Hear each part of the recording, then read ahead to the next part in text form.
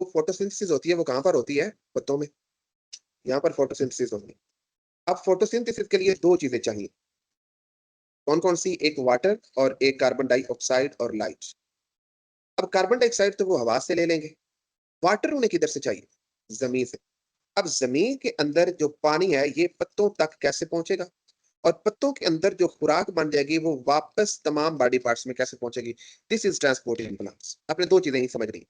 Water और इसके अंदर डिसॉल्व्ड मिनरल्स पत्तों तक कैसे पहुँचेंगे? और पत्तों के अंदर जो खुराक बन रही है, वो तमाम बॉडी पार्ट्स में किस तरह पहुँचे? So this is transport in plants. ये बात मेरे बेटे समझ में आ गई? जी सर। अच्छा, यस। अब हम सबसे पहले देखते हैं कि वाटर और डिसॉल्व्ड मिनरल्स पत्तों तक कैसे पहुँचते हैं। हमें इतना सा इल्म है कि वो टिश्यूज़ जो वाटर और डिसॉल्व्ड मिनरल्स को पत्तों तक पहुँचाते हैं, उनको क्या बोलते हैं? उनको बोलते हैं जाइलम। Yes sir. और जो फूड को पूरी बॉडी में फ्लोएम। ट्रांसलोकेट करते हैं, उनको बोलते फ्लोएम। हैं फ्लो। Phloem sir. तो ये 2 अच्छा, अब हमें इतना तो पता है कि ये इस तने के अंदर जाइलम मौजूद है, जो वाटर को ऊपर पत्तों तक पंप करेगा, लेके जाएगा, बल्कि पंप तो नहीं करेगा, खुद लेके जाएगा। लेकिन सवाल ये है कि ज़मीन से जाइलम तक वो पानी और डिसॉल्व्ड मिनरल्स कैसे पहुँचेंगे? तो पहले हम ये समझते हैं कि सॉइल से वाटर जाइलम तक कैसे पहुँचेगा, फिर हम देखेंगे कि जाइलम से ऊपर पत्तों तक कैसे पहुँचेगा, फिर हम देखेंगे कि खुराक किस तरीके से डिस्ट्रीब्यूट होगी। तो आपने 3 चीज़ें इंपॉर्टेंटली देखनी, ठीक? तो सबसे पहले अगेन वही देखो कि प्लांट को कार्बन डाइऑक्साइड की ज़रूरत होती है, वाटर की और मिनरल्स की। कार्बन डाइऑक्साइड वो कहाँ से ले लेते हैं? एयर से। किसके ज़रिए लेते हैं? स्टोमेटा के ज़रिए और लैंटिस सेल्स के ज़रिए। वाटर और मिनरल्स वो कहाँ से लेंगे? सॉइल से। अब सॉइल से वो किधर जाएगा? जाइलम में। और जाइलम फिर आगे उसको पत्तों तक लेके जाएगा। अच्छा, अब हम पहले देखेंगे कि सॉइल से जाइलम तक कैसे आता है, फिर जाइलम से ऊपर लीव्स तक कैसे जाता है। ये हम ट्रांसपोर्ट पहले समझेंगे। अच्छा जी, रूट्स किस तरीके से वाटर को एब्ज़ॉर्ब करती हैं? जो प्रोसेस वाटर की एब्ज़ॉर्प्शन में इन्वॉल्व होते हैं, वो 3 प्रोसेस हैं। One is diffusion, second one facilitated diffusion and third one active transfer. तो ये 3 प्रोसेसेस आपको याद होने चाहिए एमसीक्यूज़ के हवाले से। सॉइल से रूट तक वाटर कैसे एंटर होता है? इन 3 प्रोसेसेस के ज़रिए। सिंपल डिफ्यूजन से भी होता है, फैसिलिटेटेड डिफ्यूजन से भी होता है और एक्टिव ट्रांसपोर्ट से भी होता है। क्लियर मेरे बेटे? अच्छा, अब हम देखते हैं कि uptake of water by roots, अब ये कैसे होती है? रूट्स की सरफेस पर जो एपिडर्मिस है, उनकी एक्सटेंशंस को रूट हेयर्स कहते हैं। और ये तकरीबन ओवरऑल 67% टोटल सरफेस एरिया का 67% रूट हेयर्स पर मुश्तमिल होता है। ये भी एक एमसीक्यू याद रखो, 67% of the total surface area of root is provided by root hairs. फिर सॉइल से, ये सॉइल है, यहां से जाइलम तक जाने के लिए 3 तरह के पाथवेज हैं जो अडॉप्ट किए जाते हैं। कौन-कौन से? Number 1 apoplast pathway, number 2 symplast pathway and number 3 vacuolar pathway. उससे पहले एक और चीज याद रख लो कि सॉइल से जाइलम तक आने के लिए बीच में कौन-कौन से बैरियर हैं, कौन-कौन सी लेयर्स हैं जो क्रॉस करना पड़ेगी। पहले इस इनके नाम याद रखो। सबसे पहले आपने देखना कि दिस वन इज एपिडर्मिस। और ये एपिडर्मिस की मेम्ब्रेन देखो बाहर की जानब एक्सटेंड होकर क्या बना रही है? Root hair. यानी रूट हेयर कौन बना रहा है? एपिडर्मिस की प्लाज्मा मेम्ब्रेन एक्सटेंड होकर एक्सटेंशंस बना रही है, जिनको रूट हेयर्स कहते हैं। तो outermost layer is epidermis और एपिडर्मिस ही रूट हेयर बनाता है। एक बात। देन आपने देखना कि this one is cortex. Cortex के अंदर ये एक लेयर होती है जिसको बोलते हैं एंडोडर्मिस। ठीक है? एंडोडर्मिस के अंदर आगे जाइलम वेसल, पेरिसाइकल होता है और जाइलम वेसल। अब एक इंपॉर्टेंट चीज आपने और याद रखनी है, एंडोडर्मिस के अंदर सेल्स के दरमियान ये कुछ स्ट्रिप्स हैं, इनको कैस्पेरियन स्ट्रिप्स कहते हैं। ये आपने कैसे नोट करना है? ये कैस्पेरियन स्ट्रिप पाथवे को ब्लॉक करते हैं। कौन सी करते हैं ये हम बाद में देख लेते हैं। तो फिलहाल आपने देखना है कि रूट हेयर्स जो एपिडर्मिस के एक्सटेंशंस हैं, फिर कॉर्टेक्स, फिर एंडोडर्मिस, पेरिसाइकल और जाइलम। ये तरतीब आपने याद रखनी। तो सबसे पहला पाथवे हम देखते हैं, दैट इज अपोप्लास्ट पाथवे। इस पाथवे में वाटर किस तरीके से जाइलम तक पहुंचता है? ये देखिए भाई, अपोप्लास्ट पाथवे। इसमें एडजेसेंट सेल वॉल के दरमियान जो गैप होता है, वहां से वाटर मूव करता हुआ जाइलम तक पहुंचता है। ये देखो अपोप्लास्ट पाथवे। ये जो लाइन आपको नजर आ रही है, ये अपोप्लास्ट पाथवे। अब ये देखो, दो एडजेसेंट सेल की सेल वॉल्स के दरमियान में से गुजरता गुजरता यहां तक है।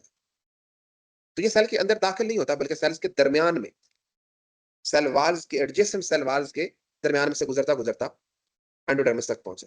लेकिन एंडोडर्मिस पर आकर सेल्स के दरमियान जो जगह थी उसको कैस्पेरियन स्ट्रिप ने ब्लॉक कर रखा है। तो ये बड़ा इंपॉर्टेंट एमसीक्यू याद रख लीजिएगा कि अपोप्लास्ट पाथवे को कौन ब्लॉक करता है? Casparian strip. कहां पर ब्लॉक होता है? एंडोडर्मिस। ये दो बातें याद रखिएगा। ठीक होगी बात? अच्छा जी, दूसरा पाथवे जी symplast pathway. Symplast pathway consist of interconnected protoplast. ये सेल टू सेल, सेल के अंदर से गुजर के जाता है। ये देखो, आपको पता है कि सेल वॉल के अंदर सुराख होते हैं जहां से साइटोप्लाज्म कनेक्टेड होते हैं, उनको प्लाज्मोडेस्माटा कहते हैं। सेल वॉल के अंदर जो सुराख होते हैं प्लाज्मोडेस्माटा, वहां से एडजेसेंट सेल्स आपस में इंटरकनेक्टेड होते हैं, उनके साइटोप्लाज्म आपस में इंटरकनेक्टेड होते हैं। अगर वहां से वाटर ट्रेवल करता करता करता आगे जा रहा है तो इस पाथवे को सिम्प्लास्ट पाथवे कहते हैं। देखिए, आपने अगर किसी के घर जाना है, एक तरीका तो ये है कि सिंपली आप गलियों में से, घरों के दरमियान में से जो गलियां बनी हुई हैं, वहां से गुजरते गुजरते गुजरते आप चले जाए। अब यहाँ पे ये रास्ता ब्लॉक हो गया। एक तरीका ये है कि आप अली जफर की तरह छतों से छलांगे लगाते जाए। किस किसने तीफा इन ट्रबल देखी है मूवी? किसने देखी है तीफा इन यस ट्रबल? सर। यस सर, उसमें देखिए। उसमें जी सर। अली जफर क्या करता है पता है? घरों के बिल्कुल। अंदर से गुजर के जा रहा छलांगे होता है ना। मारता है। हाँ, छलांगे लगाता। ऐसे ही अगर आप घरों के अंदर से यानी सेल्स के अंदर से गुजरते हुए जा रहे हैं ना, तो ये सिम्प्लास्ट पाथवे। और आप दरमियान में से, गलियों में से गुजरते हुए जा रहे हैं, तो फिर ये अपोप्लास्ट पाथवे। अब यहाँ पे एक और इंपॉर्टेंट एमसीक्यू मेरे बेटे याद रखिएगा। हमने पहले पढ़ा कि अपोप्लास्ट पाथवे इज डिस्कनेक्टेड। कहां पे आके डिस्कनेक्टेड होता है? कौन बताएगा? एंडोडर्मिस एंड कैस्पेरियन शाबाश। कौन डिस्कनेक्ट करता है? कैप्टेरियन स्ट्रिप। अब कैप्टेरियन स्ट्रिप।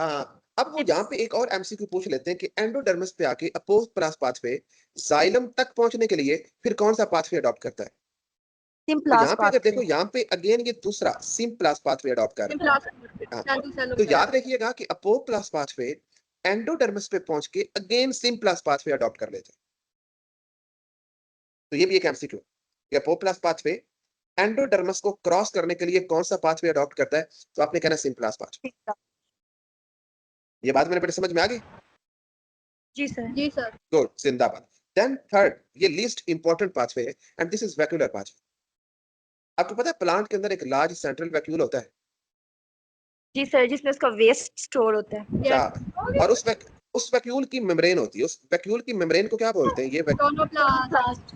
Good good good. अब यहाँ पे एक एमसीक्यू पूछ सकते हैं कि उस पाथवे का नाम बताओ जिसमें वाटर टोनोप्लास्ट को भी क्रॉस करता है। कौन सा पाथवे है? वेक्यूलर पाथवे। शाबाश।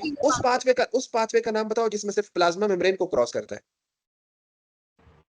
एपोप्लास्ट। सिम्प्लास्ट। अब ये भी पूछ सकता है कि उसमें बताओ जिसमें उसको दो मेम्ब्रेन्स क्रॉस करना पड़ती है, प्लाज्मा मेम्ब्रेन भी और टोनोप्लास्ट भी। That is vacuolar pathway. ऐसे ही।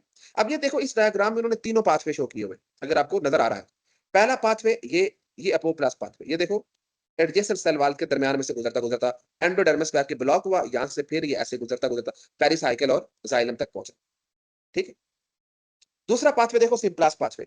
सिम्प्लास्ट पाथवे सेल के अंदर से, मगर वैक्यूल के अंदर नहीं जा रहा। ये देखो, वैक्यूल से बार बार। और ये इंपॉर्टेंट चीज देखिएगा, ये जो दो सेल्स के दरमियान ये कनेक्शन है, ये प्लाज्मोडेस्माटा के जरिए। तो ये भी पूछ सकते हैं कि प्लाज्मोडेस्माटल कनेक्शन के जरिए जो पाथवे अडॉप्ट किया जा रहा है, उस पाथवे का नाम क्या है? सिम्प्लास्ट। सिम्प्लास्ट। और ये जो थर्ड पाथवे है, जिसको ये ट्रांसमेम्ब्रेन भी कह रहे हैं, जो वैक्यूल के अंदर से गुजर रहा है, इसको हम वैक्यूलर पाथवे भी कहते हैं। ठीक है मेरे बेटे? तो जाइलम तक पहुंचने के लिए तीन चार तरह के सेल से गुजरना पड़ता है। एक एपिडर्मिस के सेल्स, देन कॉर्टेक्स के सेल्स, देन एंडोडर्मिस के cells, then pericycle and then xylem के सेल्स तक पहुंचना पड़ता है। तो ये तीन पाथवेज हैं जिनके जरिए पानी सॉइल से जाइलम तक पहुंच रहा है। अब अभी तक ये जड़ों के अंदर जाइलम तक पहुंचा। अब हमने इसको जाइलम से ऊपर पत्तों तक लेके जाना है। वो कैसे लेके जाना? यहां तक बात समझ में आ गई मेरे बेटे? जी सर। यस सर, समझ आ कितने पाथवे हैं? तीन pathway. Apoplast pathway, symplast, vacuolar. इसमें आपने इंपॉर्टेंट चीजें अगेन वही याद रखना है। एंडोडर्मिस को याद रखना है, कैस्पेरियन स्ट्रिप्स को याद रखना है, मेम्ब्रेन्स को क्रॉस करना याद रखना है, प्लाज्मोडेस्माटा को याद रखना है, टोनोप्लास्ट को याद रखना है। ठीक है। अब आगे वाटर ऊपर कैसे जाता है उससे पहले आपको एक और चीज समझना पड़ेगी, दैट इज ऑस्मोसिस। आप में से कौन है जो मुझे ऑस्मोसिस को डिफाइन करके बता? What is definition of Sir, water osmosis? का Movement of water from higher concentration to lower concentration. ये डेफिनेशन गलत है किसी एस्पेक्ट में। Movement of water from higher concentration to lower concentration, ये बहुत सारे मामलात में सही डेफिनेशन नहीं है। हमें हायर कंसंट्रेशन की बजाय लफ्ज Lower इस्तेमाल करना पड़ेगा, that is higher water potential to lower water potential. कैसे? अभी हम देखते हैं। पहले ये डेफिनेशन अपनी चेंज कर लो आज से। Movement of water molecule from a region of higher water potential to a region of lower water potential through a partially permeable membrane. अब ये कैसे? मैंने वाटर पोटेंशियल का लफ्ज क्यों इस्तेमाल किया कंसंट्रेशन के बजाय? क्योंकि ऑस्मोसिस में सिर्फ वाटर की कंसंट्रेशन मैटर नहीं करती, बल्कि इसके साथ साथ सोल्यूट कंसंट्रेशन भी मैटर करती है। इसलिए वाटर पोटेंशियल का लफ्ज इस्तेमाल किया जाता है, वाटर कंसंट्रेशन का लफ्ज इस्तेमाल नहीं किया जाता। एक तरफ अगर 500 ml वाटर है, दरमियान में प्लाज्मा मेम्ब्रेन है, एक तरफ 400 ml वाटर है, तो हायर कंसंट्रेशन की डेफिनेशन को देखते हुए वाटर इधर से इधर मूव करना चाहिए। लेकिन ये सिर्फ इस जी सर। कंसंट्रेशन पे डिपेंड नहीं कर रहा, बल्कि ये साथ डिपेंड करेगा कि इनके अंदर सोल्यूट की कंसंट्रेशन कितनी है। अगर इधर सोल्यूट 600 ग्राम हो, इधर सोल्यूट 200 ग्राम हो, तो आप अब वाटर इधर से इधर कभी भी मूव नहीं करेगा, वो हमेशा इधर से इधर मूव करेगा। तो ये सोल्यूट और वाटर की कंसंट्रेशन को मिलाकर जो वर्ड बनता है, दैट इज वाटर पोटेंशियल। इसलिए हमें वाटर पोटेंशियल को कंसीडर करना होगा, सिर्फ कंसंट्रेशन को कंसीडर नहीं करना होगा। कैसे? हम आगे इसको डिटेल से देखते हैं। वाटर पोटेंशियल दो चीजों से मिलकर बनता है, एक प्रेशर पोटेंशियल कि कितना प्रेशर एक्सर्ट किया जा रहा है, एंड देन सोल्यूट पोटेंशियल।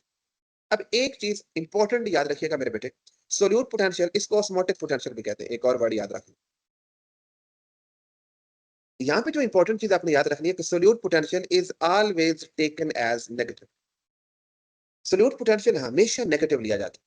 जितना सोल्यूट पोटेंशियल बढ़ता चला जाएगा, उतना वाटर पोटेंशियल डिक्रीज होता चला। क्लियर मेरे बेटे? अब देखो, आपकी किताब के अंदर ये एक डायग्राम दी गई थी, ऐसे ही है। इसमें एक सेल ए है, एक सेल बी है। सेल ए का प्रेशर पोटेंशियल है 800 किलो पास्कल। अब प्रेशर पोटेंशियल नॉर्मली वाटर की कंसंट्रेशन पे डिपेंड कर रहा है। सेल बी का प्रेशर पोटेंशियल है 600 किलो पास्कल। इट मींस कि सेल ए के अंदर वाटर की कंसंट्रेशन ज्यादा है, सेल बी के अंदर वाटर की कंसंट्रेशन कम है। अगर सिंपली आपकी डेफिनेशन पे जाते तो वाटर को सेल ए से सेल बी की तरफ सिंपली मूव कर जाना चाहिए था। लेकिन चूंकि ये सिर्फ कंसंट्रेशन पे डिपेंड नहीं करता, इसलिए हमें साथ सोल्यूट कंसंट्रेशन को भी देखना पड़ेगा। अब वो देखिए, सोल्यूट कंसंट्रेशन कितनी है? सेल ए की सोल्यूट कंसंट्रेशन है -2000 किलो पास्कल। -2 लगा, मैंने आपको पहले बताया कि solute potential is always Negative taken as negative. ये हमेशा नेगेटिव होता है। और ऐसा वाटर जिसके अंदर सोल्यूट बिल्कुल हो ही ना, उसका मैक्सिमम वाटर पोटेंशियल होता है, और maximum Zero. Water potential is 0। Zero. ये भी नोट कर लो, एक एमसी। मैक्सिमम वाटर पोटेंशियल कितना हो सकता है मेरे बेटे? 0। Zero. और अगर थोड़ा सा भी सोल्यूट ऐड करते चले जाएंगे तो वो नेगेटिव होता चला जाएगा। तो वाटर सर पोटेंशियल जब जो भी मेजर सोल्यूट करना हो, पोटेंशियल जी मेरे बेटे, सर जो सोल्यूट पोटेंशियल आपने अभी बताया ऑलवेज नेगेटिव है, लेकिन सेल बी में अगर देखा जाए तो वहाँ 1400 किलो पास्कल लिखा है, लेकिन नेगेटिव साइन नहीं है क्या है? क्या कहाँ देखा जाए? सेल बी में सर। नहीं, अभी अभी हम सोल्यूट उधर नहीं जा रहे, पोटेंशियल अभी अभी हम बाद में देखते हैं बेटे, अभी वो फाइनल कैलकुलेशन करते हैं ना। अभी सिर्फ बुनियादी बात समझ लो कि मैक्सिमम वाटर पोटेंशियल कितना होता है? 0। और सोल्यूट पोटेंशियल में हमेशा नेगेटिव ले जाता है। यहाँ पे नेगेटिव है। अच्छा, आप ये बताना चाह रही, गलती से नहीं डाला होगा, लेकिन ये नेगेटिव है। आप ये कहना चाह रही हो सेल बी में साइन सिंबल नहीं इस्तेमाल हुआ होगा? Yes sir. अच्छा, ये गलती से नहीं हुआ होगा डायग्राम में। वैसे -1400। गुड, शाबाश। मैं समझा कि आप वैसे कैलकुलेशन का बता रही। गुड, शाबाश, अच्छी बात है। अच्छा, हमने कहा कि वाटर पोटेंशियल को मेजर करना हो तो दो चीजें देखनी है, प्रेशर पोटेंशियल और सोल्यूट पोटेंशियल को सम कर लेना है। अब देखो, यहाँ पे वाटर प्रेशर पोटेंशियल कितना है? 800। सोल्यूट पोटेंशियल कितना है? -2000। और -2000 प्लस 800, तो इसका जवाब क्या होगा? -1200 किलो पास्कल। ऐसे ही है। Yes sir. तो हमारे पास ओवरऑल वाटर पोटेंशियल फिर कितना हो गया सेल ए का?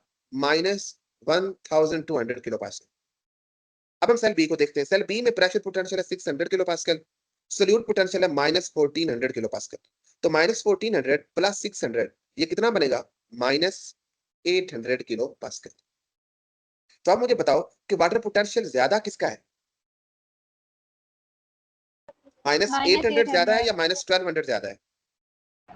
-8 जिंदाबाद। तो इसका मतलब हुआ कि सेल बी का वाटर पोटेंशियल ज्यादा है, सेल ए का कम है। तो सर वाटर मुझे किधर समझ से नहीं किधर आई। मूव करना चाहिए? Water always move from higher water potential to lower. तो पानी बी से ए की तरफ मूव करेगा। Good, from cell B to cell A. हालांकि देखो यहाँ पे कंसंट्रेशन ज्यादा थी, लेकिन सिर्फ कंसंट्रेशन मैटर नहीं करती, ये डिपेंड करता है दोनों को मिलाकर सोल्यूट भी कितना है। तो इसलिए वाटर पोटेंशियल हमेशा देखना होगा, और वाटर पोटेंशियल दो चीजों के मजमूए का नाम है, एक प्रेशर पोटेंशियल और एक सोल्यूट पोटेंशियल। तो ये तीन सवाल देखो, which cell has the higher water potential? Cell B has the higher water potential. In which direction will water move? तो सेल बी से सेल ए की तरफ मूव करेगा। तो ये बात समझ में आ गई? अच्छा, सर ये बता दें दोबारा से कि हायर पोटेंशियल पे कैसे है सेल बी, क्या बता दूं मेरे बेटे? कि सेल बी जो हायर पोटेंशियल पे कैसे है? Cell B higher water potential कैसे बेटे? -800 -1200 से बड़ा होता है। -800 इज ग्रेटर देन -1200, तो सेल बी में वाटर पोटेंशियल ज्यादा होगा। अगर इनको जमा करें तो ये -800 बनता है, इनको जमा करें तो ये -1200 बनता है। तो इसकी क्वांटिटी ज्यादा है, इसकी क्वांटिटी कम है। ठीक है, ओके सर। अब हमने देखते हैं भाई, वो वाटर जो जाइलम तक पहुंच गया था, अब वो ऊपर पत्तों तक कैसे जाएगा? इस प्रोसेस को हम कहते हैं असेंट ऑफ सैप। वाटर और डिसॉल्व्ड मिनरल्स को कलेक्टिवली हम सैप कह रहे हैं, और इसका ऊपर पत्तों तक चढ़ने के अमल को हम असेंट कहते हैं।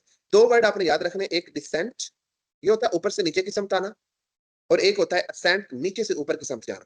तो वाटर और dissolved minerals are carried or pulled upwards towards the leaves through the xylem tissue. तो जाइलम टिश्यू इसमें इन्वॉल्व होते हैं, और ये ऊपर इनका असेंट कैसे होता है, इसको डिस्क्राइब करते हैं हम एक थ्योरी के साथ, एक कोहेरेंट टेंशन थ्योरी। पहले हम इसको पढ़ते हैं, फिर हम रूट प्रेशर और इम्बिबिशन को देखेंगे। ये तीन प्रोसेस नॉर्मली इन्वॉल्व होते हैं असेंट ऑफ सैप। तो पहले कोहेरेंट टेंशन थ्योरी को देखो कि ये क्या डिस्क्राइब करती है कि वाटर और डिसॉल्व्ड मिनरल्स उस जाइलम टिश्यूज के जरिए पत्तों तक कैसे पहुंचते। कोहेरेंट टेंशन थ्योरी किसने प्रपोज की? पहला एमसीक्यू, डिक्सन ने। ये नोट कर लो मेरे बेटे। इस थ्योरी के मुताबिक Uptake of water depends upon coherent tension and adherence.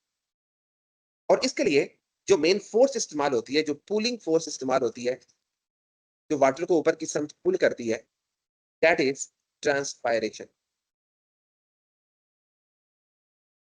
इसको ट्रांसपैरेशनल पुल भी कहा जाता है। फिर वो पूछ ले कि सेंट ऑफ सैप में जो मेन पुलिंग फोर्स है, दैट इज ट्रांसपैरेशनल पुल। ठीक है, अब ये देखो इंपॉर्टेंट, वाटर मॉलिक्यूल्स यहाँ पे मौजूद है। वाटर मॉलिक्यूल्स आपस में अटैच होते हैं। वाटर मॉलिक्यूल्स, ये एक वाटर मॉलिक्यूल है, ये दूसरा वाटर मॉलिक्यूल है। अब ये आपस में हाइड्रोजन बॉन्डिंग के जरिए अटैच है। This is known as coherent. Attraction between two water molecule is known as coherent.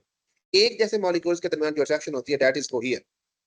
और डिफरेंट मॉलिक्यूल्स के साथ, जैसे वाटर मॉलिक्यूल का जाइलम वेसल के साथ अट्रैक्शन है, this is known as adherence.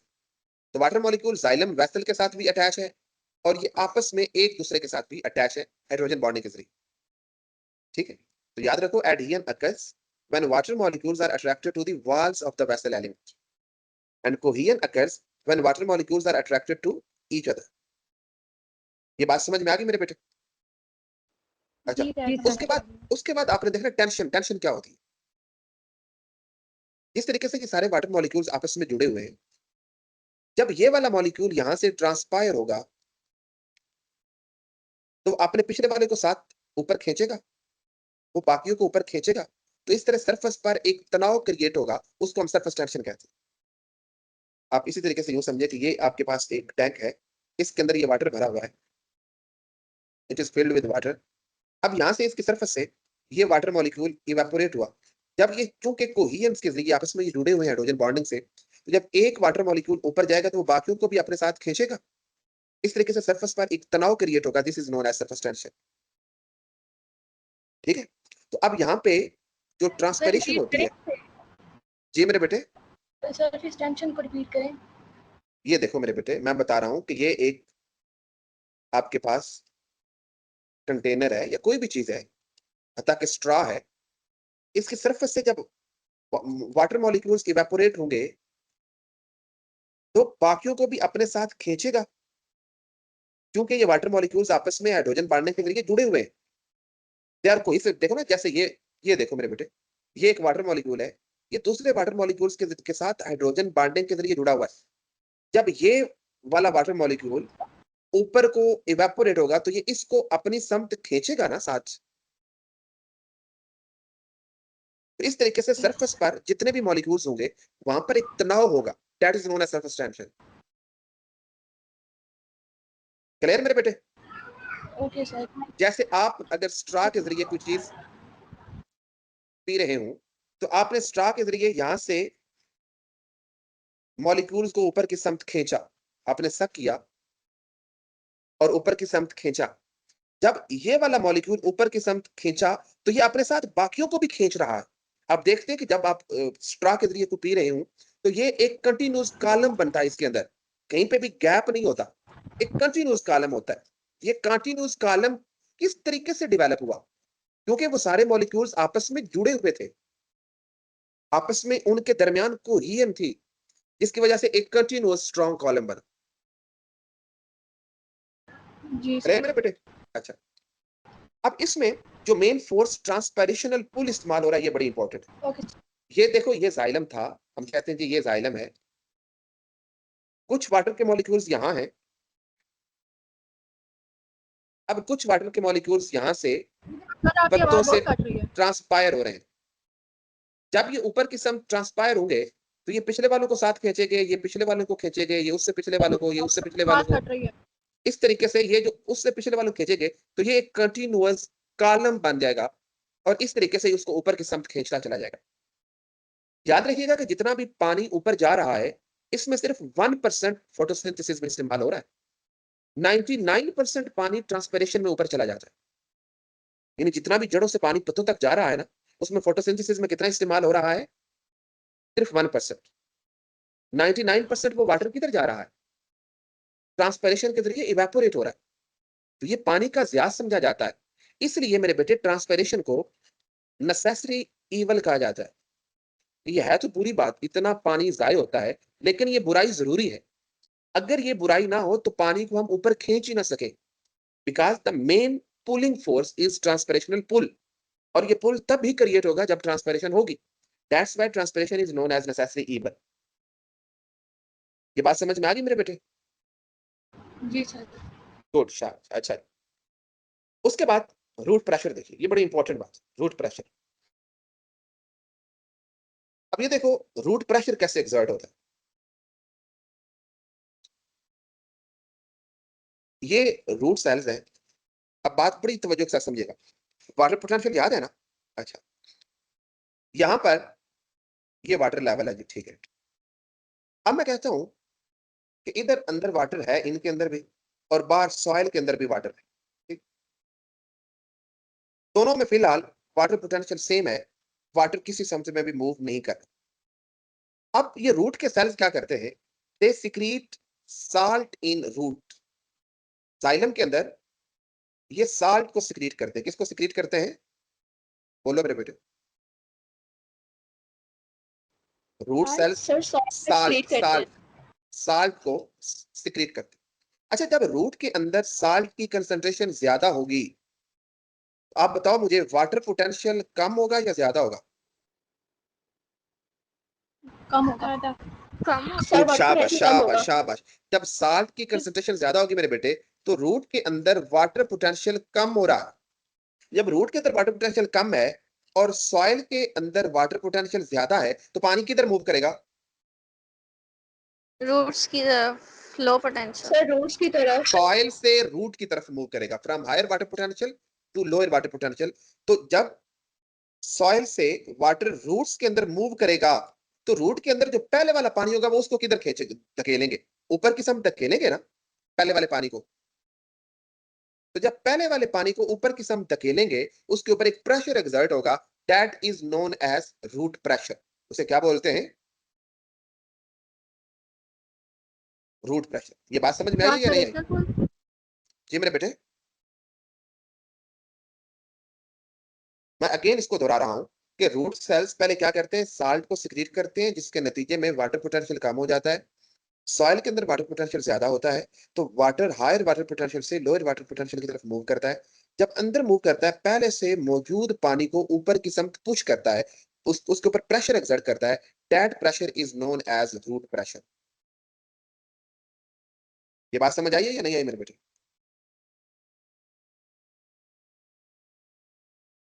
आपको मेरी आवाज आ रही है? सर चले, गुड, जी शाबाश। जी अच्छा जी, and third one is imbibition. Imbibition ये प्रपोज किया था सैक्स ने, ये नोट कर लो। इसमें वो कहता है components of cells can take up water but do not dissolve in water.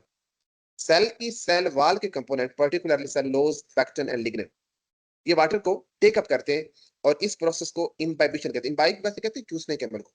तो वो वाटर के मॉलिक्यूल्स को टेक अप करते हैं। इसके ये भी कुछ कंट्रीब्यूट करता है एसेंट ऑफ सैप। एक और प्रोसेस है जिसको हम ब्लीडिंग कहते हैं। जिस तरीके से हमें कहीं कट लग जाए जिस्म पे तो हमारा खून बहना शुरू हो जाता है, इसी तरीके से दरख्तों के ऊपर भी अगर कोई कट लग जाए तो उनके ऊपर भी ब्लीडिंग होना शुरू हो जाती है। ठीक है, तो ये ब्लीडिंग भी एसेंट ऑफ सैप में कुछ ना कुछ कंट्रीब्यूट करती है। ठीक है, तो यहां तक हमने एसेंट ऑफ सैप पढ़ लिया।